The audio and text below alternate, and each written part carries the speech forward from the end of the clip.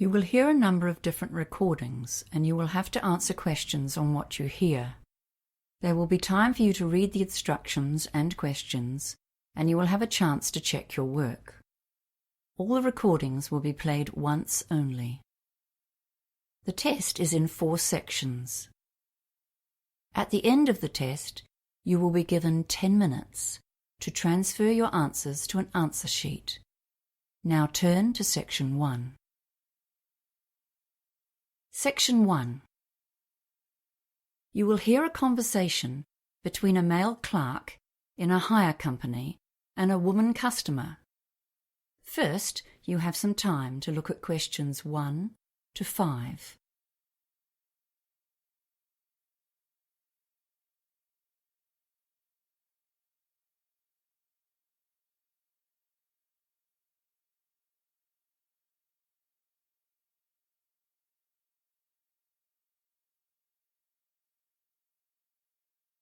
You will see that there is an example that has been done for you. On this occasion only, the conversation relating to this example will be played first. Hello, welcome to Harry's Hire Company.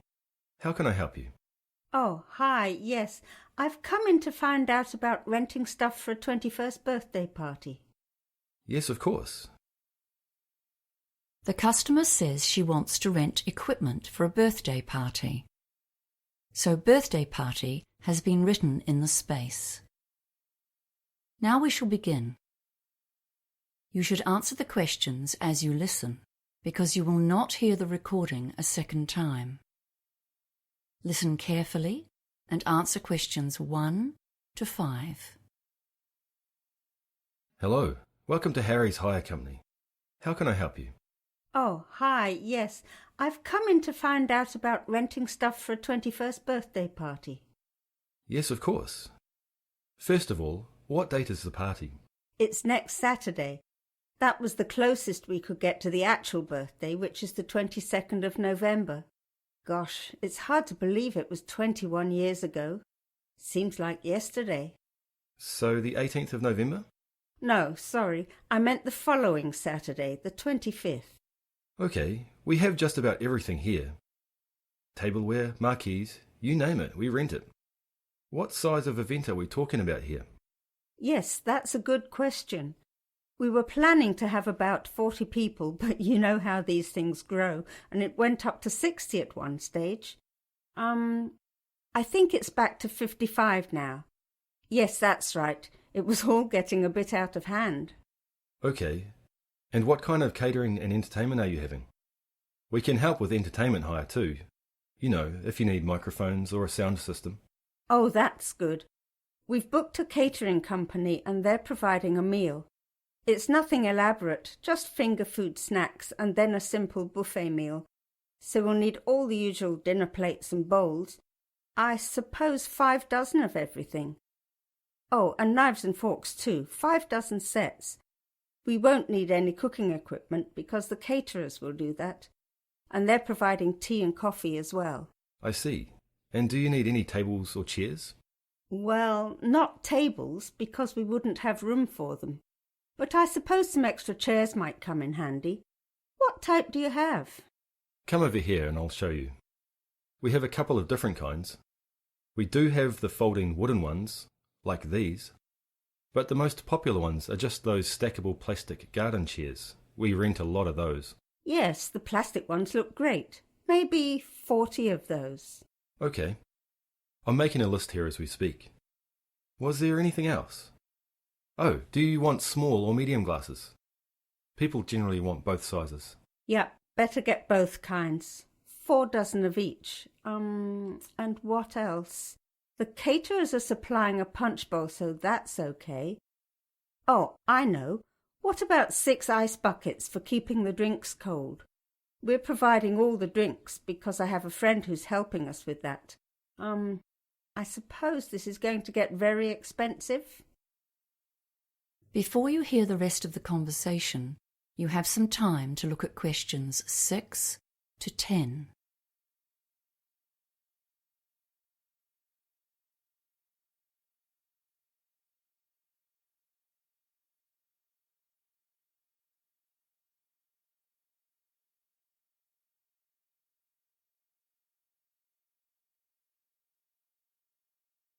Now listen and answer questions 6 to 10.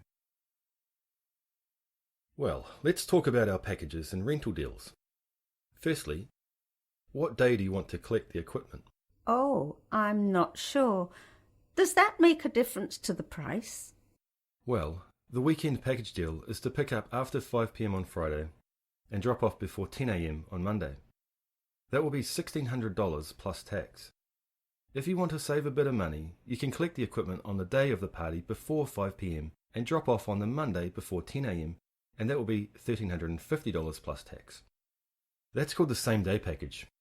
Your party numbers come between our small and medium price packages, I'm afraid. So in fact, you could rent a few extra of everything for the same price. I see. Well, we're not inviting more guests. I think we have quite enough already. Are there any other hidden charges with those packages? No, not really. But if you want us to drop off and pick up at your house, there is an extra home delivery charge of $50, provided you live within 10 kilometres of here. Oh, and if you want to take out breakage insurance, that's a $60 flat fee.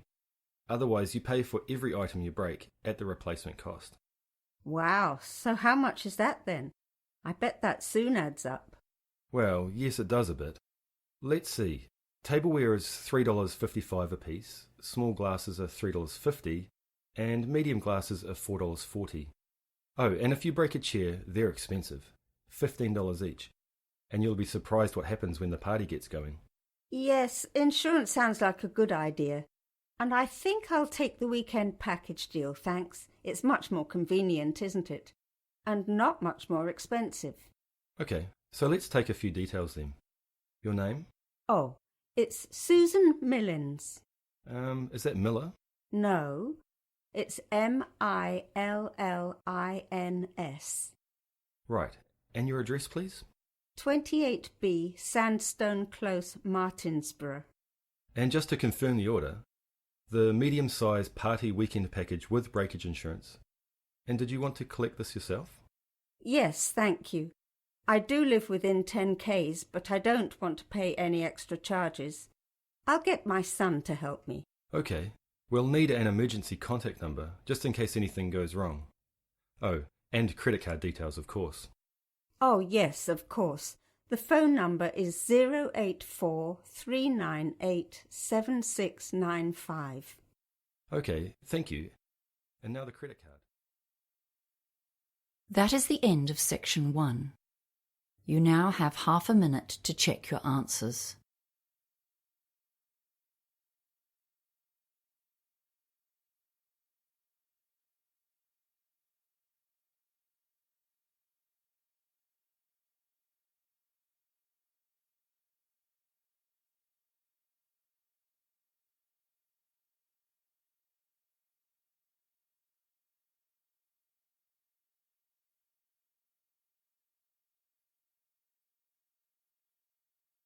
Now turn to Section 2. Section 2. You will hear a tour guide talking to a group of tourists who are visiting a cave in Vietnam. First, you have some time to look at questions 11 to 15.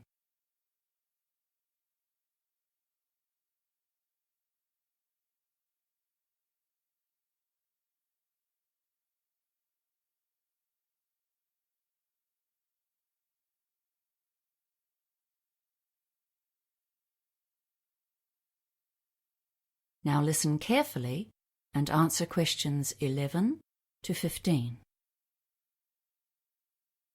Good morning, everyone. Welcome to our visit to one of the most famous caves in Vietnam. As you know, this cave is famous for its wildlife, and one of the creatures you will observe in here is the small cave cockroach. They live mostly on the bird and bat droppings that are so plentiful in the caves. The guardrails along the trails are covered with these droppings, and this makes a feast for the cockroaches, so be careful where you put your hands. They will not harm you, but it can be a shock if you touch them. Once you're in one of the main caves, look out for the green centipedes. They will not be on the trail, but can often be seen on the wall close by. They feed on other insects and are fascinating to look at because of their colour and, of course, their many legs. Please do not try to pick one up, though. These centipedes have a very nasty poisonous bite. There are also deep red millipedes. These have a fully rounded shape, and they look like a streamlined, elongated train with 100 or so closely packed legs extending right and left. When you get to the large, high caves, you should look right up above you for the swifts and bats. The bats in this cave are mostly a type of dwarf bat, which are common in this part of the world. They will be clustered high up against the walls, maybe 100 or 200 together.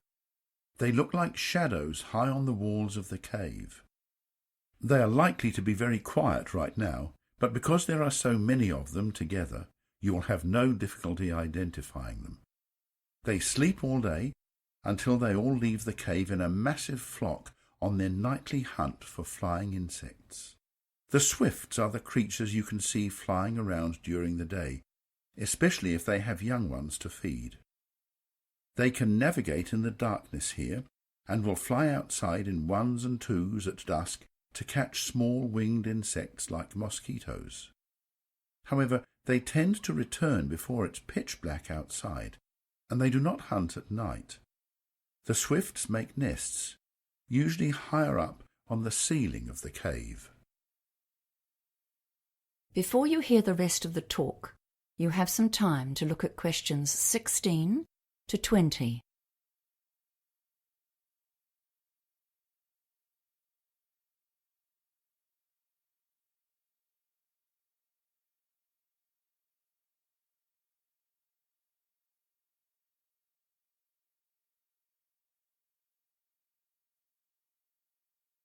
Now listen and answer questions 16 to 20. The paths tend to run around the edges of the large caves. Mostly this is because the centre is a mound of guano, the bird and bat droppings. This is also the source of the strong smell inside the caves. You may not like this smell, but the locals know its economic value. They have harvested the products of these caves for centuries. The guano is very valuable as fertilizer, and so it's collected each year, once the young birds have grown and the swifts have abandoned their nests. The guano is not the only valuable byproduct of the wildlife here. As you travel through the caves, you will notice some bamboo structures. These very flimsy-looking sets of poles that go a full 100 metres right up to the roof are what the locals climb up to gather the swifts' nests. These are even more valuable than the guano, as they are the main ingredient in bird's nest soup. Before you begin, it's time for some safety instructions. As you probably know, this is a huge limestone cave that goes about 1 kilometre back into the hills, and in places it's 100 metres in height and 300 metres wide. There's no need to crawl around in here as you do in other caves, but it's dark inside, of course. That's why I insisted you bring a working light. Please check that it shines brightly, and ensure that you stay together with others who have a good torch. In one of the larger areas of the cave, the roof is pierced, so some sunlight will get through. It is best to turn your torches off if you can see well and save your batteries. It's a good idea to put your waterproof jacket on now. The walls may be wet, but that's not the main reason for the jacket. The bats and birds do excrete, and they are above you, so just in case. And of course, your hat or hood also keeps you safe from animal droppings. It's not advisable to use the guardrails as handholds. There are lots of droppings on those rails, and don't forget the cockroaches. You absolutely must follow the marked trails. The guardrails on either side are put there so that you cannot mistake them. We take no responsibility for your safety if you go over or under the rails into other cave areas. Keep your torches shining on the path whenever you are moving, just to be sure of your footing, and don't try to go too fast. You might trip, and you will certainly miss some of the fascinating wildlife in the cave. Now, it's time to begin the tour. That is the end of section 2.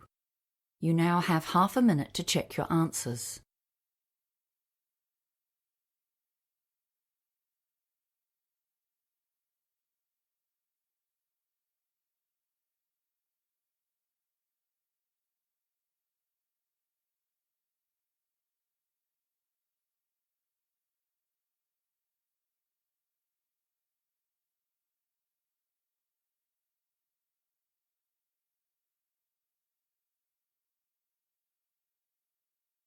Now turn to section 3. Section 3. You will hear a conversation between a student called Mary and her tutor, Mr. Hadstone. First, you have some time to look at questions 21 to 25.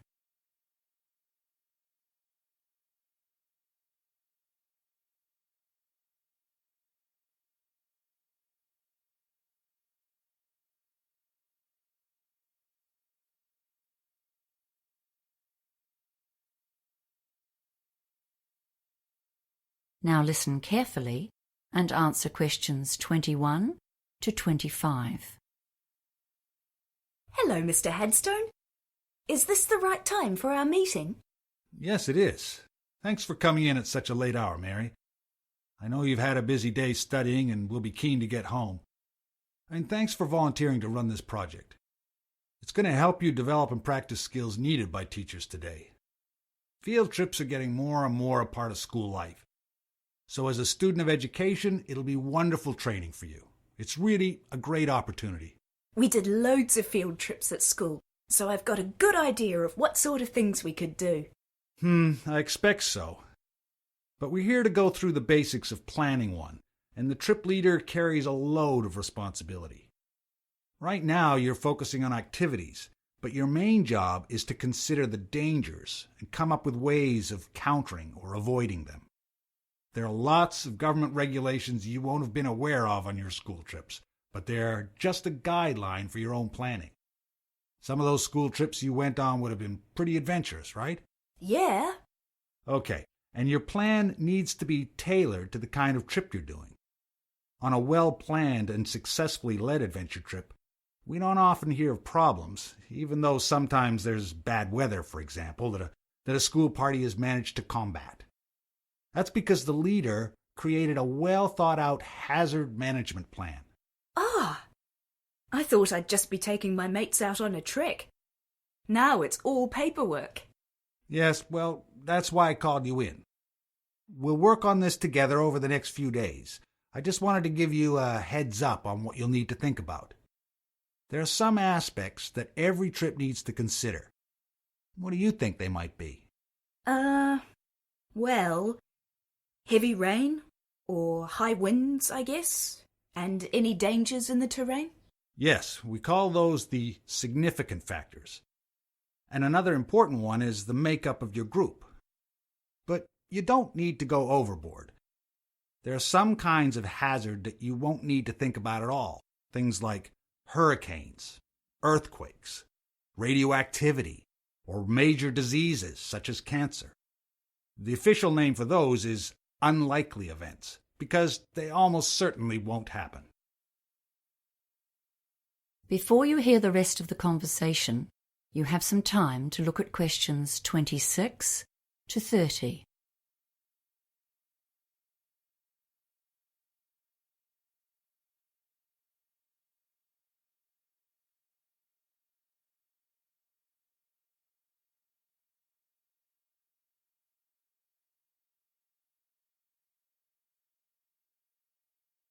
Now listen and answer questions 26 to 30. Okay, so let's consider the hazards seen as most likely on a field trip into the countryside.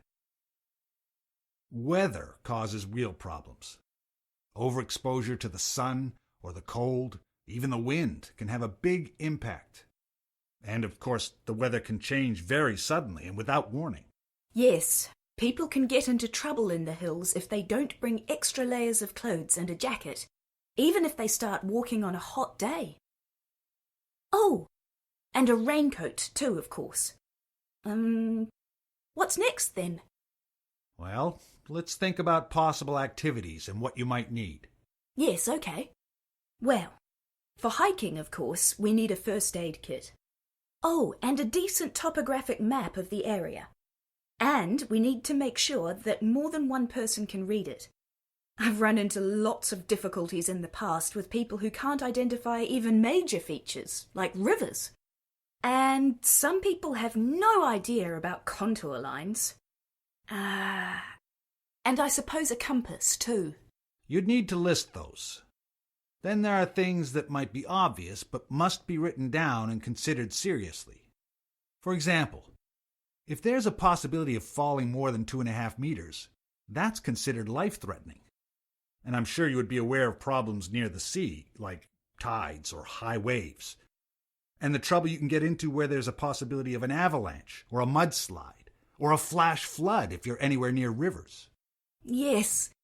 Well, I was thinking of an adventurous route for this trip. You know, that's always more fun, and it's such a cool feeling when you've achieved something really difficult. Yes, okay, but then you need to consider who's going to be in your party. Don't go and plan things that are beyond the reach of most people, or you're asking for trouble. You need to take into account the physical strength and experience of the party as a whole. When you make your groups, make sure there's at least one person in each one who's been hiking a few times before. Wow! There's a lot to write down, isn't there? I'm really keen to get started now. Well, good, because there's a lot more detail to consider. For now, I'll just mention 2 more of the common hazards for high school trips in particular. Yes? The Ministry of Education website says don't use inexperienced volunteers. And don't allow student drivers to bring their own cars, or to drive anyone else's car for that matter. Well, now I really have something to think about. Thanks, Mr. Headstone. That is the end of section 3. You now have half a minute to check your answers.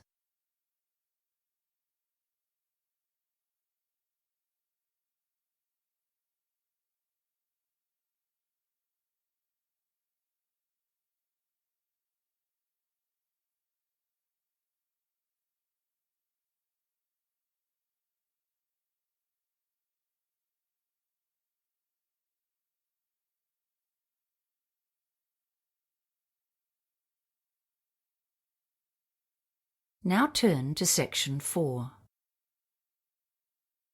Section 4.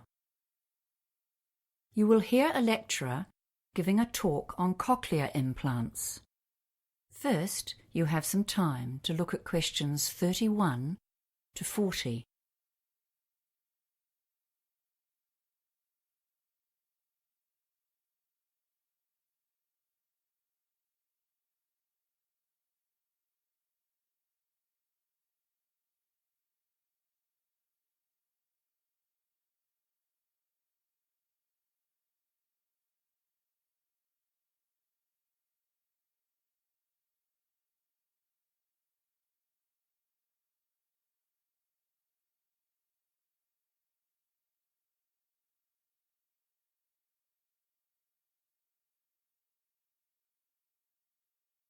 Now listen carefully and answer questions 31 to 40.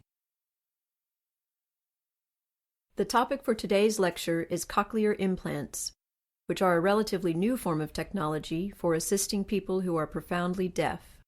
First, let's revise how normal hearing works. If you look at image 1, you will remember that the ear has 3 sections. The outer ear, or pinna, picks up sounds, which are then channeled through the ear canal to the eardrum, where they are transformed into mechanical vibrations. These are sent to the cochlea, or inner ear. Inside this snail-shaped tube, there are sensory hearing cells that have a variety of functions. The outer hair cells make soft sounds louder and reduce the volume of louder sounds. The inner ear cells transfer this information to the auditory nerve and thence to the brain, which interprets the input as sounds. This sophisticated and sensitive process allows us to process a huge variety of auditory input. For those who are profoundly deaf, the system functions poorly or not at all, and the brain does not receive the input it needs to process and interpret sounds. Image 2 shows how a cochlear implant works. You can see that the implant has three main parts. The first external part, behind the ear itself, is the microphone, and at the back of this you can see its associated speech processor, which is a tiny computer. This analyzes and digitizes sounds and sends them to the transmitter, which is worn on the head. Those sounds need to be converted into electrical impulses so that they can be sent to the cochlea. If you look carefully at the image, you can see that just under the skin, directly behind the transmitter, is a surgically implanted receiver. This receives the sounds from the transmitter. It converts these sounds into electrical impulses, which are sent directly to an electrode array that is implanted inside the cochlea itself, thus completely bypassing the ear canal. As you have seen, a cochlear implant does not operate in the same way as the ear, nor, in fact, as a hearing aid. In cases of mild hearing loss, hearing aids can be very helpful. They simply amplify the normal sound waves as they travel down the ear canal. However, they generally cannot overcome severe hearing difficulties, and this is where cochlear implants come into play. So, what are the pros and cons of using a cochlear implant? Well, firstly, cochlear implants can deliver significant improvements in hearing for some users, and some people report dramatic improvements in the perception of individual words and sentences over the weeks and months after an implant. However, a cochlear implant is not a magic bullet that works equally well for all users. The sound signals that the brain receives from an implant are quite different from normal ones, and this means that the user has to relearn how to hear. Many users report that speech sounds robotic after a cochlear implant, and the degree to which people can adjust to this new kind of hearing varies hugely with each user and situation. It is important to understand that a cochlear implant is not a cure for deafness and that the user is still deaf. Especially for a child, an implant is a long-term commitment involving lengthy and intensive training. The user must learn to reinterpret sounds and will likely need to augment this with speech therapy so that people in the community can easily communicate with them. The implants work much better in quiet situations than in noisy ones, so they still need to learn to lip read and to use sign language. The surgery itself is not without risk, though it has greatly improved since it was first performed, and there is some possibility of damage to facial nerves. Another disadvantage of a cochlear implant is that the surgery may remove any natural hearing that the deaf person still retains. This takes away the possibility of using a hearing aid should the implant not be effective. For this reason, many users have implant surgery performed on only one ear, the one with the least natural hearing. So, who is best suited to receiving an implant? Many factors impact on this decision. The most significant one appears to be the duration of the deafness, and as you would expect, those who have been deaf for a long time generally have lower success rates. The second related factor is how old the patient was when they became deaf, and maybe more significantly, whether they had learned to speak before they became deaf. Those who become deaf postlingually generally have better outcomes. Another factor is the health and structure of the cochlea and how many nerve cells the user retains. This is related to the cause of the hearing loss, and recent research is exploring how the spinal ganglion or nerve cells are affected by disease. That is the end of section 4. You now have half a minute to check your answers.